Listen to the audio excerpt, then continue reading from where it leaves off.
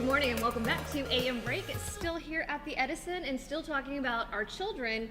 Social media. And social media. And right now we've got Detective Travis Knight. We've been discussing questions like, when do you let your kid on social media? My son who's 11 is now trying to negotiate Snapchat if he gets straight A's again. Right. And it's hard to say no. I mean, he's got valid points, valid arguments, but it's scary too. So we're going to talk about the how to protect your child while using social media platforms. Things to be aware of. I Correct. just don't think that people always know We don't. what's out there. We don't. And so just your best advice for mom, dads, grandparents, every adult when it comes to protecting your child while they're online so those weirdos don't come after them. Right. Or if they do, what to do. Right. Yeah, well, I think that's the hardest part for parents is it's difficult to actually monitor all of your children's activities online. Sure. Because of the plethora amount of applications that are out there, it's hard for parents to monitor each one. Right. Listen, you've got Instagram, you've got Facebook, you've got Twitter, you've got Vine, Snapchat. you've got Snapchat, which is now the leading application that students are using or kids are using nowadays. Sure.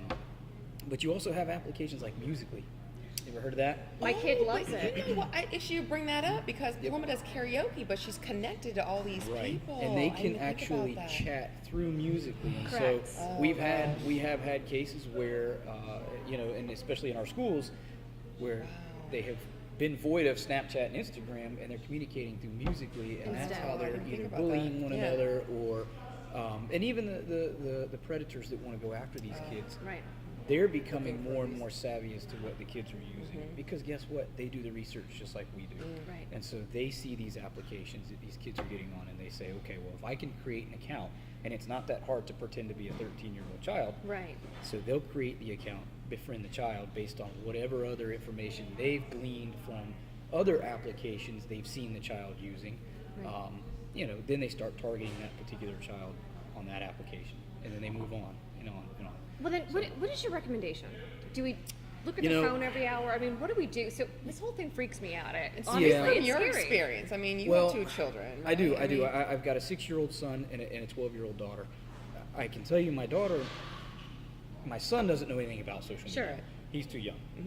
However, even at that age, they still know a little bit, but Electronics not as and much. games, yeah. Right. I mean, now Probably he's- more than our grandparents, but Right. yeah. Right. Way more than us, unfortunately. Right. Sure. But he's got an iPad, so he uses that all the time. Now, my daughter, I will say, I'm probably one of the fortunate parents. She's not huge into social media. Good. She doesn't.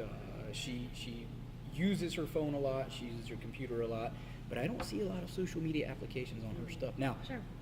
do we check it all the time? Absolutely. And again, I wish I had a fix-all for parents to say, well, go to this website, log yourself in, and it'll give you every single application out there that your child's using. But unfortunately, there just isn't really that type of software out there. Sure. It's easy to obtain, and use. A lot of that kind of stuff's not very user-friendly. You almost have to be an IT expert to be able to find all your child's social media accounts, log them all in. Right. And we're not input your IT IP experts. address and right. So you need it for those individuals who are just, the basic computer user and social media user, Right. cell phone. Those are that's what they need to gear it toward. But for me, I check my daughter's phone frequently, and I think that's just. Define frequently. Daily. I would several probably times a say week? every couple of days. Okay. She'll leave it laying around. I'll pick it up. I think one of the biggest things too that parents need to understand is they need to make sure that they have the passcodes for their children's devices. Yeah. Don't let your child set up a passcode and that you don't know what it is. That's usually the first indicator something's wrong. So we have a lot of parents say, but it's an invasion of privacy. No. Isn't You're in it? my house. That's true. That's exactly what And I I tell agree. parents. Sure.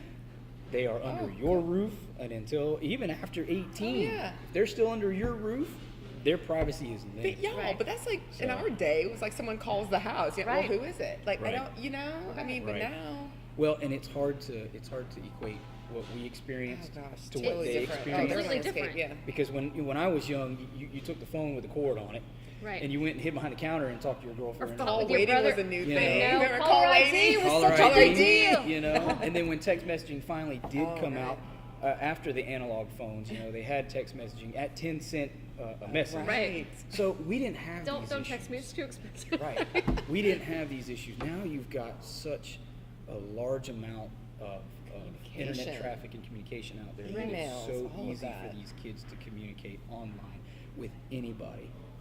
And a lot of it without proof. I mean, some of it Kicks, whatever that is, it's an app that you can kick, that you can text, it disappears. Well, You text People are it 'cause screenshotting it. if they want to, yeah. Kick's one of those ones. Now Snapchat definitely. After 24 hours, I think, yeah. It will. Or you Well, read the actually, message and it goes away. Right. They Yeah. set their time deletion stamps either at from anywhere between 3 and 10 seconds. Right. Now that doesn't prevent kids from snapping it, Screenshotting it. screenshotting it. Thank Right. you, or or doing some other means to capture that whatever Right. was sent. Right. But that's why the kids like it so much. Is because they can send a snap, it disappears. And this is Mommy the, and Daddy never this knows is the about one it. that my kid You know? wants. Yeah. You're killing me. Someone do an app with just the filters. I That my baby know. would love that. None of this communication. Now, if you're looking to monitor internet traffic, which is another big part. Now we talk about communication through social media apps, Right. but internet traffic on that comes through your IP, through your service provider, through your router at the house, modem, Right. whatever.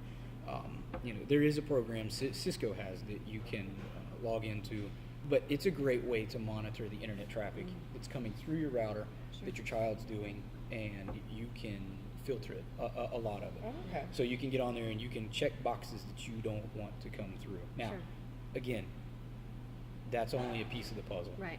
It's only going to stop so much. The biggest, what we see, the biggest issue is with these applications. Right. Snapchat, Vine, Right. Twitter. So then what is, if there's only one line of defense for mom and dad, what would you recommend? Being vigilant. And that means looking at the phone. Yeah, I think we talked about it last time. You've got to stay on top of the fact that is, even though you're trying to give them privacy, you're trying to protect them at the same time. Right. So if you allow them to just run loose with this, that's what's going to happen, and that's usually when I get the phone call, and it's my And that's what I'm child's trying to been- avoid. Right. And my child's been talking to this person, and they're out there. Don't think you're invincible and that it's not going to happen, because it will. Right. It's just a matter of time that your child will get hit up on social media by somebody they don't know Right.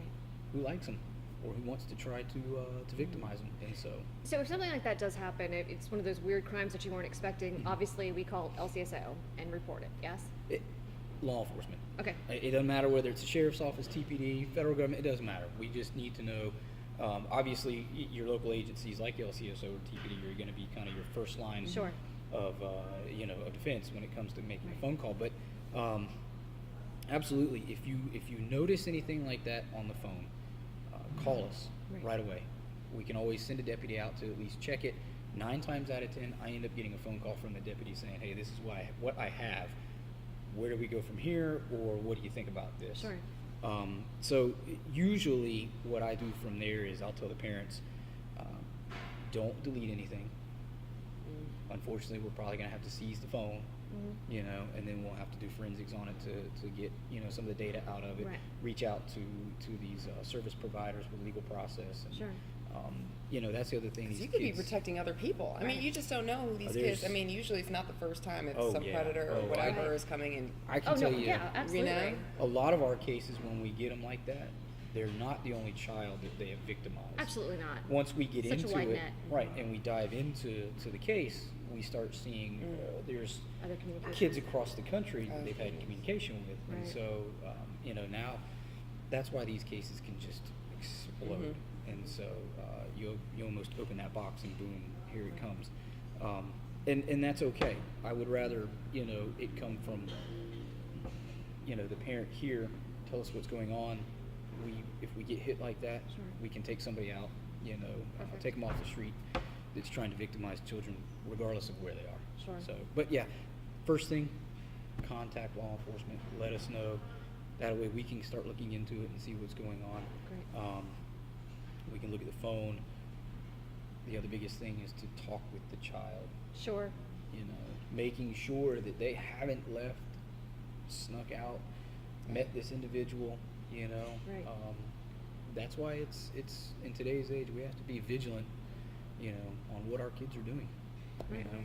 Well, thank you so much for joining us. We've Yes. got a little bit more on the show to talk about. We will definitely have you back here to talk about all the interesting things that you cover as a detective with LCSO. Thank you for joining us. We will be right back.